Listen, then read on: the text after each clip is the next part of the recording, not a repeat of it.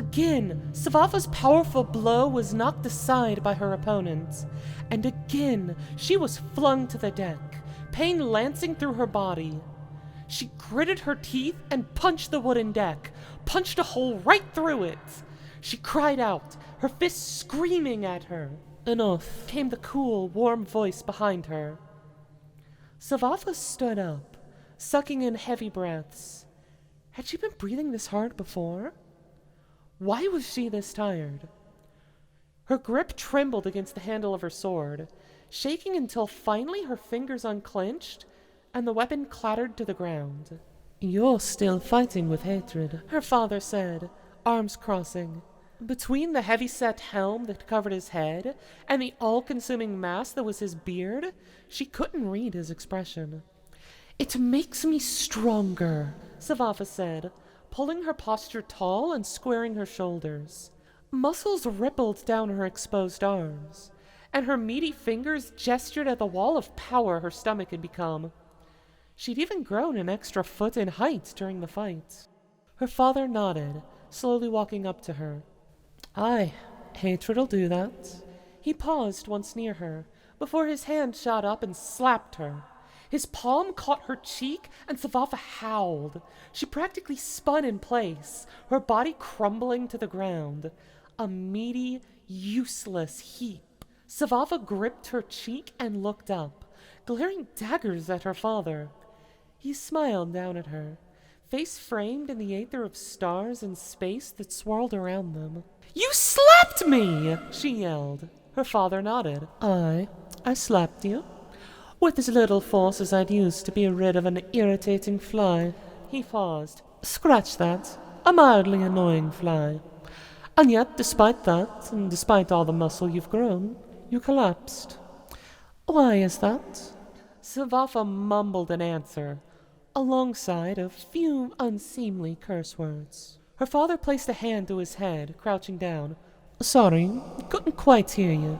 I said, you're a wart on the All-Father's anus! Her father nodded slowly. Yes, I'm already aware of that. But what about the first part? Why did you fall so easily? Why do you keep losing? Svafa's sigh was heavy. Because I'm not fighting with love. Her father's eyes were an earnest ocean. Love. A Viking fights with love if she wants to survive. This bond we all share. It gives and takes. Hatred from others to others. It will make you stronger, aye. But it's a thing of weakness. Your health fades, your skin pales, ages faster. You waste away. When a Viking fights with hatred, she falls so very fast. But love. Her father stretched out his hand, and Svafa took it. Looking into his eyes, the warmth of his smile and the support of his grip in hers, as she pulled him up. Already, her muscles were fading away. Her body shrunk just a touch, her normal physique taking over. That anger, the hatred, washing away as her father helped her rise up. What happens when we fight with love, Svafa? It binds us, makes us stronger, more aware and perceptive. We live longer. Love makes us... The word she wanted was stronger. But that was what hatred did. Love makes us better, Svafa, her father finally said. Love makes us better. The force of a single leap carried Svafa across the deck of his ship, axe in one hand, sword in the other. Within a second he reached the man, the ghost of the Aether. Svafa's body changed, faster than ever before, until he matched the man in height. His hands were clubs, his arms machines of meat and sinew and muscle. Hatred and rage and anger and fire saturated Svafa's every fiber as he struck the ghost. His blade found thin air.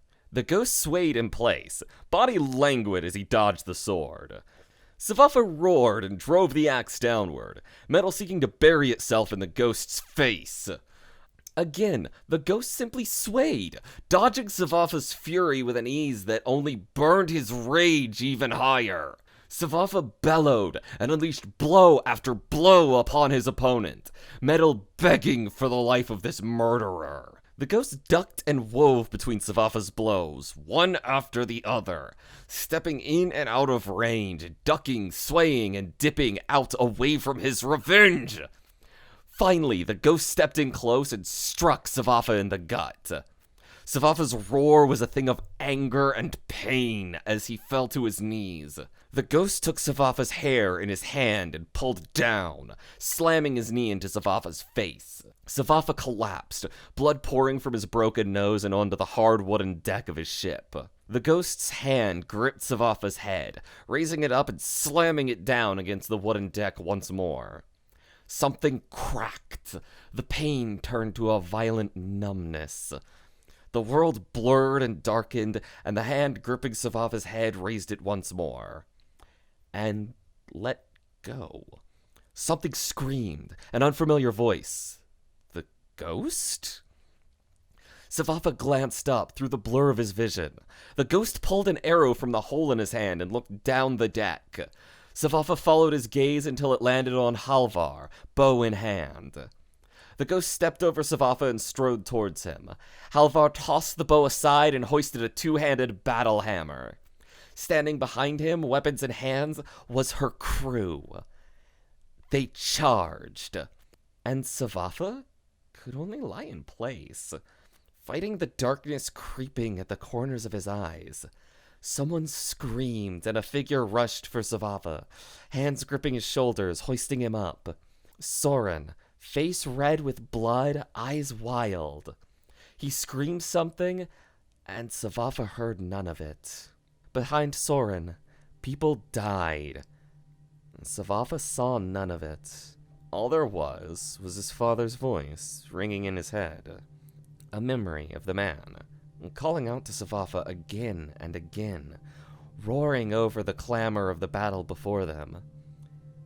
And though Svafa couldn't make out the words, he knew, just knew, that his father was disappointed. Love makes us better, Svafa. Love makes us better.